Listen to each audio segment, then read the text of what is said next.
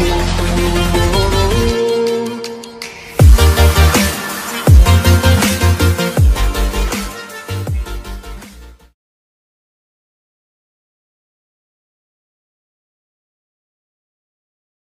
Friend, welcome to my channel DRX made. तो आज की वीडियो में हम बात करेंगे पेन 40 टैबलेट के बारे में। इस वीडियो में मैं आपको बताऊंगा इसका प्राइस, ये किस कंपनी की है, इसके यूजेस क्या है और कुछ कॉमन साइड इफ़ेक्ट, और इसको इस्तेमाल कैसे करना है ये भी बताऊंगा, और ये वर्क कैसे करता है ये भी बताऊंगा, और लास्ट में मैं आपको बताऊंगा कुछ सेफ्टी एडवाइस पेन 40 टैबलेट लेने से पहले। तो उससे पहले मेरे चैनल को सब्सक्राइब करें, वीडियो को लाइक करें और वीडियो को एंड तक देखना और कमेंट में बताना कि वीडियो कैसी लगी। तो दोस्तों चलते हैं डायरेक्ट वीडियो की तरफ। तो दोस्तों अब मैं आपको बताता हूँ पेन 40 टैबलेट का प्राइस क्या है। दोस्तों जो इसका प्राइस है 138 रुपीज़, मतलब इसका 148 रुपये की ये एक स्ट्रिप है, और जिसकी एक स्ट्रिप में हमारी 15 गोली होती है, मतलब 15 टैबलेट होती है एक स्ट्रिप में, और ये 138 रुपीज़ की होती है। और जो इसकी कंपनी का नाम है एल्केम लेबोरेटरीज लिमिटेड, मतलब ये एल्केम कंपनी की है। तो दोस्तों अब मैं आपको बताता हूँ इसके यूजेस। तो दोस्तों अब मैं आपको बताता हूँ पेन 40 के यूजेस क्या है। जो पेन 40 है, जो कि इसका जेनरिक नेम है पेंटाप्राजोल टैबलेट, जो ये हमारा यूज़ किया जाता है, यह हमारा यूज़ करा जाता है पेप्टिक अल्सर, मतलब कि हमारा जो स्टमक में अल्सर हो जाता है तो उस टाइम ये हमारा यूज़ किया जाता है पेन 40 टैबलेट। दोस्तों अगर किसी व्यक्ति को GERD की प्रॉब्लम हो, मतलब गैस्ट्रो एसोफेगस रिफ्लक्स डिजीज की प्रॉब्लम हो, उसमें क्या होता है जो हमारे स्टमक में अल्सर होते हैं वो क्या करते हैं हमारे एसोफेगस तक पहुंच जाते हैं, जिसकी वजह से हमारे एसोफेगस में भी अल्सर हो जाते हैं। तो उस समय भी हमारा डॉक्टर द्वारा पेन 40 टैबलेट प्रिस्क्राइब किया जाता है अल्सर को रिड्यूस करने के लिए, इनहिबिट करने के लिए। दोस्तों अगर कोई व्यक्ति ड्रग इंड्यूस अल्सर हो गया हो, जैसे कि वो NSAID ड्रग लेता है, जिसमें हमारा एस्प्रिन हम एग्जांपल लेते हैं, अगर उसको हम लेते हैं तो उस टाइम वो क्या करता है हमारे जो स्टमक में है अल्सर करने का कॉज बन जाता है, उसकी वजह से हमारा अल्सर होने के चांसेस हो जाते हैं। तो उस समय जो अल्सर ना होए, इनहिबिट कर दे, उस समय भी हमारे डॉक्टर द्वारा पेन 40 टैबलेट्स प्रिस्क्राइब किया जाता है। और दोस्तों अगर किसी व्यक्ति को एच पायरोली रेजिमेंट की वजह से अल्सर हो रहा है, मतलब ये क्या है, ये हमारा एच पायरोली एक बैक्टीरिया है जिसकी वजह से हमारे स्टमक में अल्सर होने के कारण बन सकते हैं। तो इसको मारने के लिए हमारे एंटीबायोटिक मेडिसिन प्रिस्क्राइब करते हैं डॉक्टर, बट एंटीबायोटिक मेडिसिन के साथ हमारा पेन 40 या पेंटाप्राजोल की मेडिसिन प्रिस्क्राइब करते हैं। जैसे कोई एंटीबायोटिक हो गई हमारी एमोक्सिलिन हो गई हो, उस टाइम एमोक्सिलिन के साथ हमारा पेन 40 टैबलेट भी दी जाती है, जो कि बैक्टीरिया को मारे तो मारे, और उसका जो प्रॉब्लम हो रही है उसकी वजह से जो अल्सर हुआ है उसको भी हमारा पेंटाप्राजोल या पेन 40 ठीक कर सके। और दोस्तों अगर कोई व्यक्ति जोलिंगर एलिसन सिंड्रोम से पीड़ित हो, इसमें क्या होता है जो हमारा गैस्ट्रिक एसिड है बहुत ही बढ़ जाता है, जिसके वजह से हमें ट्यूमर होने के चांसेस हो जाते हैं। तो उस समय भी हमारे डॉक्टर द्वारा पेंटाप्रोजोल टैबलेट या पेन 40 टैबलेट प्रिस्क्राइब करते हैं, जिसकी वजह से हमें ये जो भी हमारा गैस्ट्रिक एसिड है वो थोड़ा कम हो जाए और हमें जोलिंगर एलिसन सिंड्रोम से भी राहत मिले।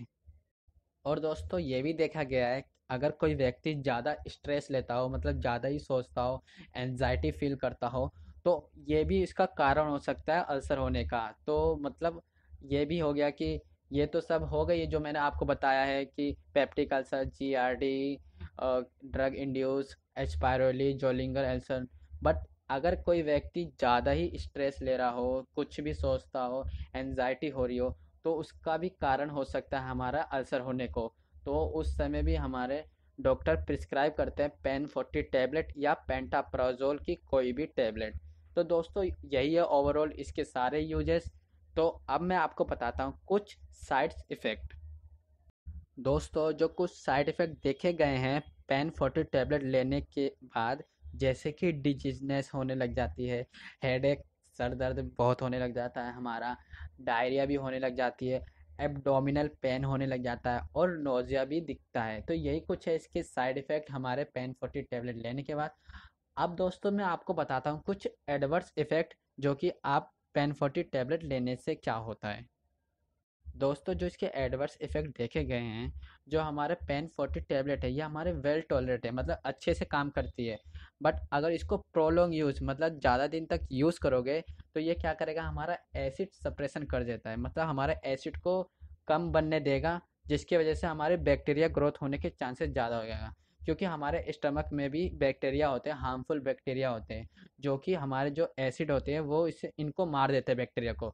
बट अगर हमारा एसिड कम निकलेंगे और बहुत ही कम होंगे तो वो बैक्टीरिया क्या होंगे, ग्रोथ उनकी ज़्यादा होने लग जाएगी, जिसकी वजह से हमें हमारे स्टमक में बैक्टीरिया इन्फेक्शन हो सकते हैं। तो उस टाइम अगर ये प्रोलॉन्ग यूज़ करें तो हमारा एसिड सप्रेशन तो हो जाएगा और जो कि बैक्टीरिया भी ग्रोथ होने के चांसेस ज़्यादा हो जाएगा।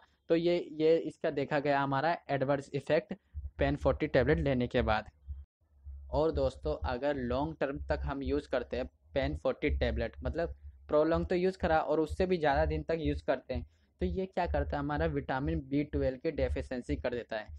क्योंकि विटामिन B12 हमारा एब्जॉर्ब होता है ब्लड से, और वो क्या करता है, और जो एब्जॉर्प्शन को रिक्वायर होता है वो क्या करता है, एसिड रिक्वायर होता है। एब्जॉर्प्शन का जो प्रोसेस होता है वो एसिड के थ्रू होता है। जब हमारे स्टमक में एसिड ही कम बनेगा तो वो एब्जॉर्ब नहीं कर पाता है, और जब एब्जॉर्ब नहीं कर पाएगा विटामिन B12 तो हमें उसकी डेफिशिएंसी हो जाएगी, और उसकी डेफिशिएंसी हो जाएगी तो हमें एनीमिया भी हो सकता है। और दोस्तों ये भी देखा गया है कि जो एसिड का एक और काम है, वो एब्जॉर्ब करता है हमारा मैग्नीशियम, कैल्शियम, आयरन।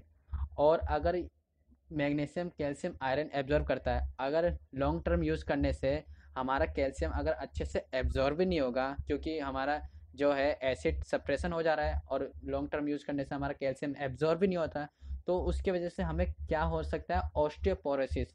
ऑस्टियोपोरोसिस नाम की बीमारी है जिसकी वजह से हमारी हड्डियाँ कमज़ोर हो सकती है, क्योंकि उनमें कैल्शियम होगी नहीं, कैल्शियम रिक्वायर्ड ही नहीं पहुंच रहा। तो क्या हमारी बॉडी कैल्शियम बॉडी से ले वो क्या नाम है, जो भी कैल्शियम है हमारे बोन से लेगी, हड्डियों से लेगी, तो वो थोड़ी कमज़ोर हो जाती है, तो वो टूटने के चांसेस ज़्यादा हो जाएगा। और ये ज़्यादातर केस हमने देखा है एल्डरी पेशेंट, मतलब जो बूढ़े लोग होते हैं उनमें ज़्यादातर ये देखा गया है। तो दोस्तों यही है कुछ इसके एडवर्स इफ़ेक्ट।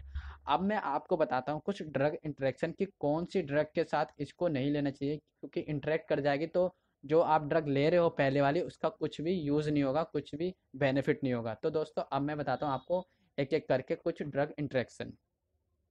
दोस्तों जो इसके कुछ ड्रग इंटरेक्शन है जैसे कि इट्रोकोनाजोल, ये जो हमारी इट्रोकोनाजोल है ये हमारी एंटी फंगल मेडिसिन है। इसके साथ अगर आप पेन 40 टैबलेट लोगे तो ये इसका जो वर्क है, जो इसका काम है इट्रोकोनाजोल का, ये बिल्कुल कम हो जाएगा, जिसकी वजह से आपके फंगस इन्फेक्शन शायद ही जल्दी ठीक होए। और जो एक वारफरिन, वारफरिन हमारा कोगुलेंट मेडिसिन है, ये भी हमारे ब्लड को ये थोड़ा ठीक करने के लिए यूज़ करा जाता है वारफरिन। अगर आप इसके साथ हमारा पेन 40 टैबलेट लोगे तो ये भी उसको जो इसका वर्क है उसको कम कर देगा। और ये है हमारा डाइज़ेपाम। डाइज़ेपाम का क्या है, ये भी हमारा एक बेंजोडाइज़ेपिन ड्रग है। ये क्या नाम है हमारा, मतलब जिसको एनजाइटी होती हो, मतलब ज़्यादा सोचता हो, तो उस टाइम ये दिया जाता है डाइज़ेपाम। बट अगर ये डाइज़ेपाम दिया आपने और उस टाइम पेन 40 टैबलेट भी आप पहले से ले रहे हो, तो क्या होगा, इसका भी इफ़ेक्ट कम हो जाएगा, जिसकी वजह से कोई असर नहीं होगा हमारा डायज़ेपाम का। और इनकेस किसी ने फिनोटोइन ग्रुप की कोई मेडिसिन ली हो तो उस टाइम भी ये भी हमारा एनजाइटी या मतलब ब्रेन के लिए ही होती है, तो इसको दिया आपने और इस टाइम और लॉन्ग टर्म आप पहले से ही खा रहे हो हमारे पेन 40, तो इसको भी दिक्कत हो सकती है आपको, मतलब ये वर्क ही नहीं देने देगी फिनोटोइन का। तो दोस्तों यही है कुछ, जैसे इट्राकोनाजोल, वारफरिन, डाइजापाम और फिनोटोइन, इनके साथ लोगे तो पेन 40 तो कोई वर्क नहीं हो पाएगा इनका। तो यही है कुछ ड्रग इंटरेक्शन। अब मैं आपको बताता हूँ कि आपको इस्तेमाल कैसे करना है पेन 40 टैबलेट को। जैसे कि दोस्तों मैं अपनी हर वीडियो में बोलता हूँ, कोई भी मेडिसिन या मेडिसिन से रिलेटेड कुछ भी हो, आपने डॉक्टर या फार्मासिस्ट की एडवाइस से ही ज़रूर लेना। अब मैं आपको बताता हूँ कि इसको कैसे लेना है। दोस्तों जो आपको पेन 40 टैबलेट है दिन में एक बार लेना है, और वो भी खाना खाने से 1 घंटे पहले। आपको दिन में एक बार लेना है, वो भी 40 mg की, और खाना खाने से पहले। इससे क्या होगा, 1 घंटे पहले लोगे तो ये जो इसमें ना एक एंटेरिक कोटेड होती है, कवर होती है, जिसकी वजह से क्या होता है, इसको टाइम लगता है हमारे गैसी वो जो गैस्ट्रिक एसिड है उसमें डिजोल्व होने में, फिर वो वर्क करता है। तो इसलिए 1 घंटे पहले बोलते हैं डॉक्टर कि इसको 1 घंटे पहले खाना खाने से लेना है, वो भी मॉर्निंग में लोगे तो ज़्यादा बेटर रहेगा। तो दोस्तों यही है कि आपको कैसे इस्तेमाल करना है। अब मैं आपको बताता हूँ ये वर्क कैसे करता है। दोस्तों अब मैं आपको बताता हूँ पेन 40 टैबलेट वर्क कैसे करता है। दोस्तों जो पेन 40 टैबलेट है हमारी ये एंटी अल्सर टैबलेट है। इसके अंदर हमारा पेंटाप्राजोल सॉल्ट होता है। ये क्या करता है, जो भी हमारे स्टमक में एसिड बनता है, एसिड इंक्रीज होता है, उसको क्या करता है, ये रिड्यूस कर देता है, मतलब इनहिबिट करता है, बनने ही नहीं देता, जिससे हमें ना तो पेप्टिक अल्सर हो पाएगा, जीआरडी नहीं होगा, और ड्रग इंड्यूस अल्सर भी नहीं होगा, मतलब कोई दूसरी मेडिसिन लेते हैं उसकी वजह से अल्सर होने के चांसेस होते हैं, तो उसको भी कम करता है। तो मतलब ये ओवरऑल क्या हमारे एसिड को, सिक्रेशन को जो बढ़ता है, इंक्रीज होता है, उसको कम करता है, जिसकी वजह से हमें अल्सर कोज नहीं हो सकता। दोस्तों यही है कि वर्क कैसे होता है। अब मैं आपको बताता हूँ कुछ सेफ्टी एडवाइस। दोस्तों जो ब्रेस्ट फीडिंग लेडी हो या प्रेग्नेंट लेडी हो, उनको कृपया करके अपने डॉक्टर के एडवाइस से ही पेन 40 टैबलेट लेना चाहिए। क्योंकि ये क्या करते हैं, जो ब्रेस्ट फीडिंग लेडी है वो उसके मिल्क के थ्रू बच्चे में पहुंच सकता है, इसकी एबिलिटी है कि ये क्रॉस कर सकता है।